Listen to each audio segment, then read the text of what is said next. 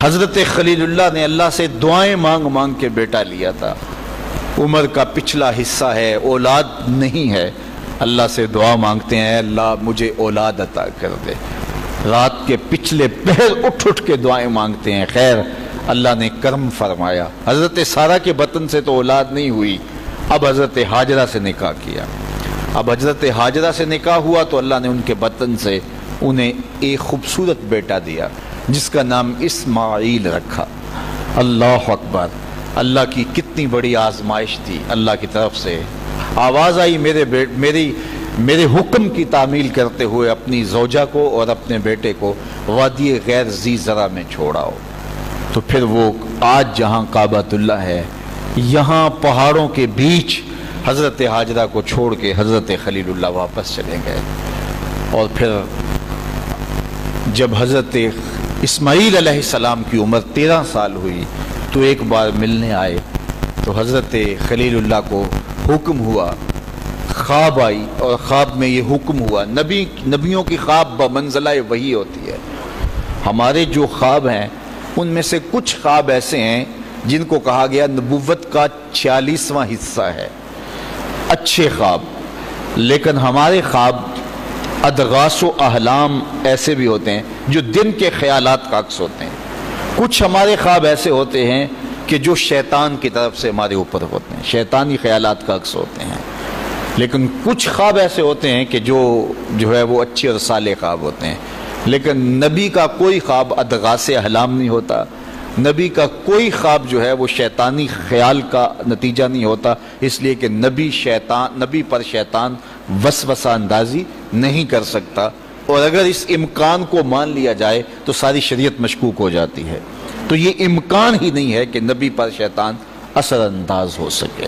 اللہ اکبر، نبی تو نبی رہا، نبی کے سچے غلام جو ہیں شیطان تو ان کے راستے میں رکاوٹ نہیں ڈال سکتا جب وہ اللہ کی طرف سے دیے ہوئے تقوی سے مالا مال ہو جاتے ہیں۔ خیر، تو خواب دیکھا کہ میں بیٹے کو ذبح کر رہا ہوں، تو آئے اور بیٹے سے کہا، پہلے زوجہ سے کہا کہ بیٹے کو تیار کر دو، ہم نے دوست کی دعوت پہ جانا ہے۔ ویسے خلیل عربی میں گوڑے دوست کو ہی کہتے ہیں، اور حضرت ابراہیم اللہ کے خلیل کہلائے، رب نے ابراہیم کو اپنا دوست قرار دیا تھا۔ تو پھر کہا دوست کی دعوت ہے، دوست کا بلاوا ہے، میں نے بیٹے کو وہاں لے کے جانا ہے۔ تو حضرت ہاجرہ بیٹے کو تیار کر دیتی ہیں، کنگھی بھی کرتی ہیں، بالوں میں تیل بھی لگاتی ہیں، خوبصورت کپڑے بھی پہناتی ہیں۔ اللہ سے مانگ مانگ کے لیا گیا بیٹا۔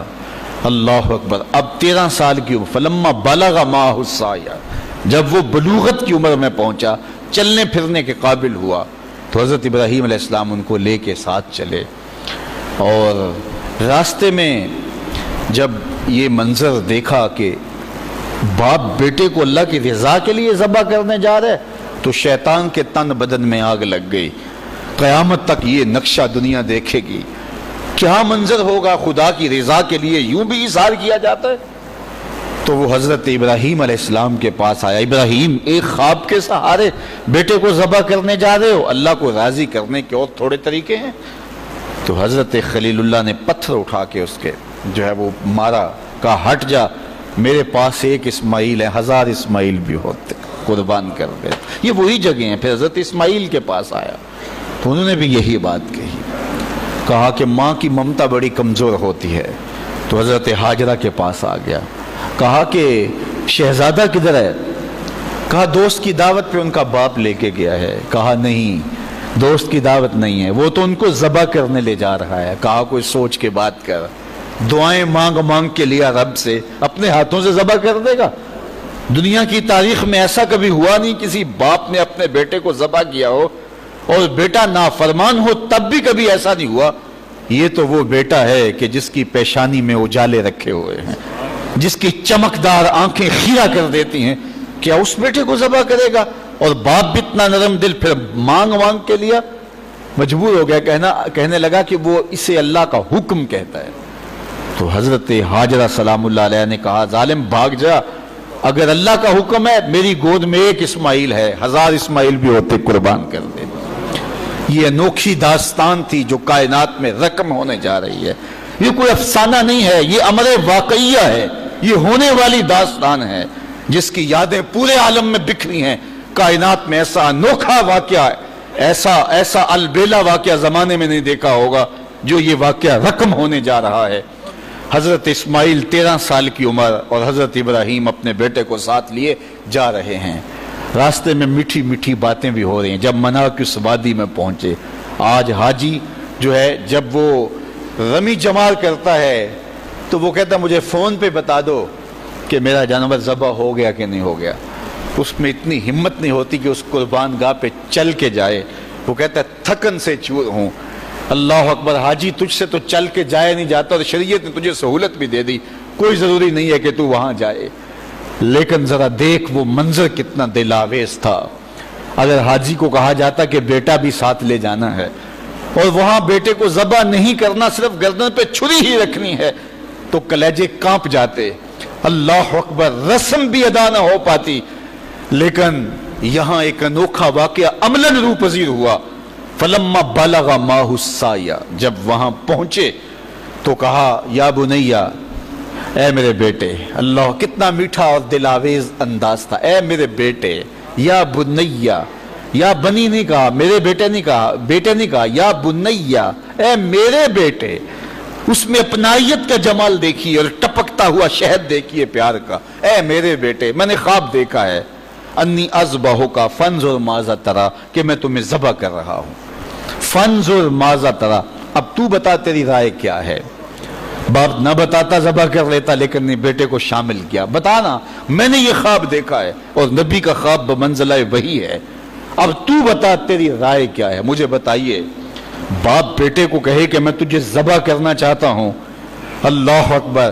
باپ اپنی مرضی سے بعض اوقات کسی بیٹے کی کسی خدمت کی وجہ سے اس کو تھوڑا سا زیادہ دے دے، یا اس سے شفقت کا رخ زیادہ ہو، یا اس کو کچھ ترجیح دے دے، تو دوسرے بیٹے ناراض ہو جاتے ہیں اور باپ کے خلاف جا کے اپنے چچاؤں سے اور دوسرے رشتہ داروں سے بات کرتے ہیں کہ ہمارا باپ ظالم ہو گیا ہے.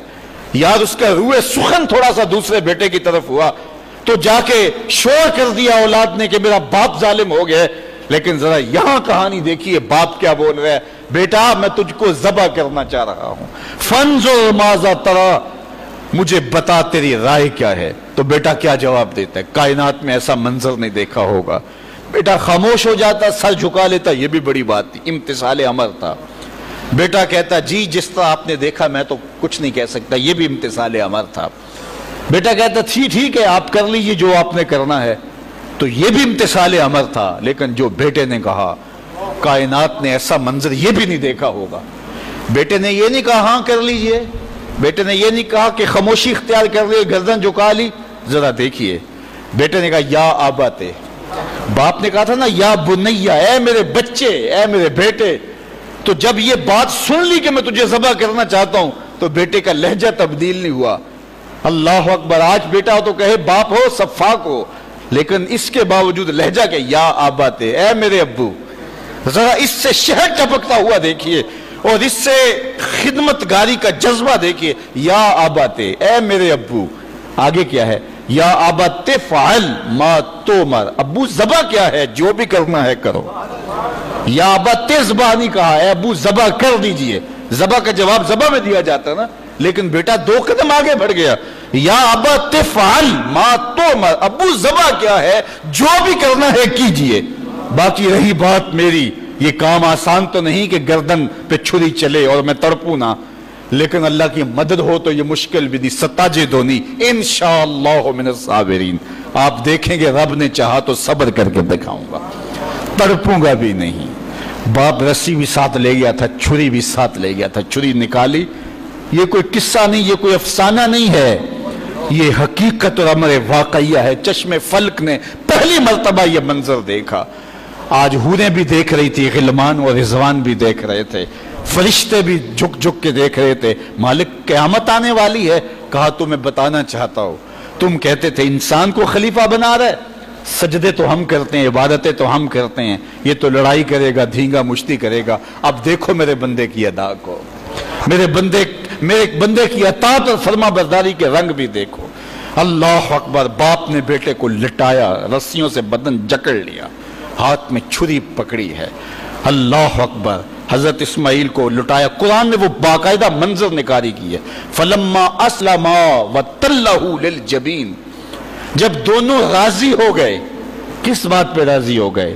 کہ فلاں نمبر کی گاڑی خرید لیں، فلاں کوٹھی اور فلاں بنگلہ خرید لیں. نہیں، دونوں راضی ہو گئے. باپ ذبح کرنے پہ راضی ہو گیا اور بیٹا ذبح ہونے پہ راضی ہو گیا. اسلام اسے کہتے ہیں فلما اسلما. یہاں لفظ جب دونوں نے رضا کر لی، طے کر لیا، دونوں نے سر جھکا لیا. الاسلام گردن نہادن، اسلام کا معنی گردن رکھ دینا. تو دونوں نے جب گردنیں رکھ دی اللہ کے حکم پر، باپ ذبح کرنے پہ تیار ہو گیا اور بیٹا ذبح ہونے پہ تیار ہو گیا. سینے میں دل رکھنے والے ہو، بیٹے کا ذبح کے لیے تیار ہو جانا چھوٹی بات نہیں تھی، لیکن باپ کا اپنے ہاتھوں سے بیٹے کو ذبح کرنا یہ اس سے بھی بڑی بات تھی. یہ تماشائے لبے بام نہیں تھا. لیکن آج زمانہ اس منظر کو دیکھ رہا ہے. منا کے سیاہ پہاڑوں میں یہ کہانی رقم ہونے جا رہی ہے. باپ نے ہاتھ میں چھری پکڑی اور بیٹے کو لٹایا. قرآن بتاتا ہے فلما اسلما، جب دونوں راضی ہو گئے، وتلہ للجبین، اور باپ نے بیٹے کو پیشانی کے بل لٹایا. اس پر مفسرین نے دو باتیں کی ہیں. للجبین کا معنی کیا ہے کہ پیشانی کے بل لٹایا، پیچھے سے ذبح کرنا چاہ رہے تھے. اور دوسرا یہ ہے کہ جس طرح جانور کو ذبح کیا جاتا ہے تو اس کی گردن کو بل دے کر کے ماتھا زمین پہ لگایا جاتا ہے کہ رگیں تن جائیں اور گردن کھل جائے تاکہ ذبح کرنے میں آسانی ہو. تو کہا کہ گردن کو جو ہے وہ کشادہ کرنے کے لیے آپ کا نازک گلا گھما کر کے پیشانی پہاڑ پتھر کے ساتھ لگائی اور رگیں تن گئی. پورا بدن جکڑا تھا رسیوں سے، اور حضرت اسماعیل نے، ابراہیم نے خود بھی پٹی باندھی تھی کہ یہ منظر اتنا آسان تو نہیں ہے. اللہ اکبر. اچانک حضرت اسماعیل نے کہا ابا جان میری رسیاں کھول دو. بیٹا کیا ہوا؟ کہا کھول دو رسیاں. بیٹا ابھی تو کہہ رہے تھے یا ابا تفعل ما تؤمر، جو کرنا ہے کیجئے، اب کیا بول رہے ہو؟ کہا کل کا مورخ لکھے گا باپ ذبح کرنا چاہتا تھا، بیٹا ذبح ہونا نہیں چاہتا تھا. باپ نے باندھ کے کیا ہے. کھول دو رسیاں، نہیں تڑپوں گا. رسیاں کھول دی گئیں. حضرت ابراہیم نے ہاتھ میں چھری پکڑی ہے لیکن پٹی برابر بندھی ہے. بیٹے فلما اسلما وتلہ للجبین. اللہ اکبر. تو پوری قوت کے ساتھ چھری کو نازک ریشم جیسی گردن پہ رکھا. ابراہیم تیرے حوصلے پہ قربان، اسماعیل تیری فرما برداری پہ قربان. اقبال بولے یہ فیضان نظر تھا یا کہ مکتب کی کرامت تھی، سکھائے کس نے اسماعیل کو آداب فرزند. بیٹا لیٹا ہے، رسیاں بھی کھلی ہیں، تڑپتا بھی نہیں ہے، آہو فغاں بھی نہیں کرتا، آنکھوں میں آنسو بھی نہیں ہیں. باپ نے ہاتھ میں چھری پکڑی ہے، بیٹے کی نازک ریشم جیسی گردن پہ رکھی اور پوری قوت سے چھری کو دبا دیا. لیکن ہوا کیا کہ ایک بال بھی نہیں کٹا. چھری کو پاس پڑے پتھر پہ مارا. لکڑی پڑی تھی، پتھر پڑا تھا، مارا، وہ کٹ گیا. لما تقطعی یا سکین، اے سکین ہے چھری تو کیوں نہیں کاٹتی؟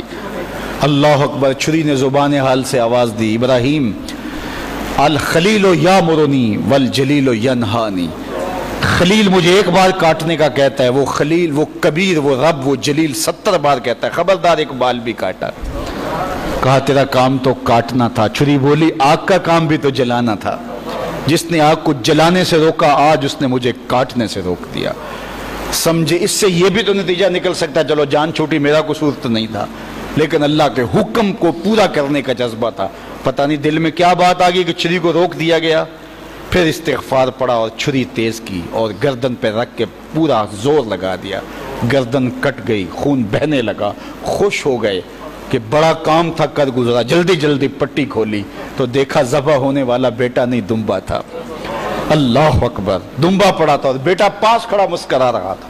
تو حضرت خلیل کی زبان سے بے ساختہ نکلا اللہ اکبر. تو حضرت اسماعیل بولے لا الہ الا اللہ واللہ اکبر. پاس جبریل کھڑے تھے، کہا اللہ اکبر وللہ الحمد.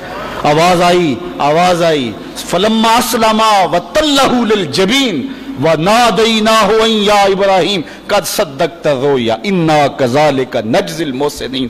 آواز آئی ابراہیم تو نے واقعی خواب پورا کر دکھایا. تو نے تو اپنے گمان میں بیٹے کی گردن پہ چھری چلائی، لیکن یہ ہم نے اس وقفے میں دھمبا رکھ دیا. تم نے واقعی خواب پورا کر دکھایا. وَفَدَيْنَاهُ بِذِبْحٍ عَظِيمٍ. ہم نے ان کے جو ہے بدلے میں ایک دمبا دے دیا اور ہم نے اس کو پچھلوں کے لیے سنت رکھ دیا۔ آج منا کی وادی میں حاجی وہاں جا کے دمبے کی گردن پہ چھری پھیر رہا ہوتا ہے، وہ یادگار آج اس مذبح پہ، آج اس منصب پہ جہاں بیٹے کی قربانی کے لیے حضرت خلیل چھری ہاتھ میں لیے کھڑے تھے، آج 40 لاکھ جانور قربان ہو رہے ہیں اور پوری دنیا کے اوپر قربانیاں ہو رہی ہیں۔ اللہ اکبر، وہاں آواز آتی ہے سلام علی ابراہیم، اے ابراہیم تیرے اوپر سلام۔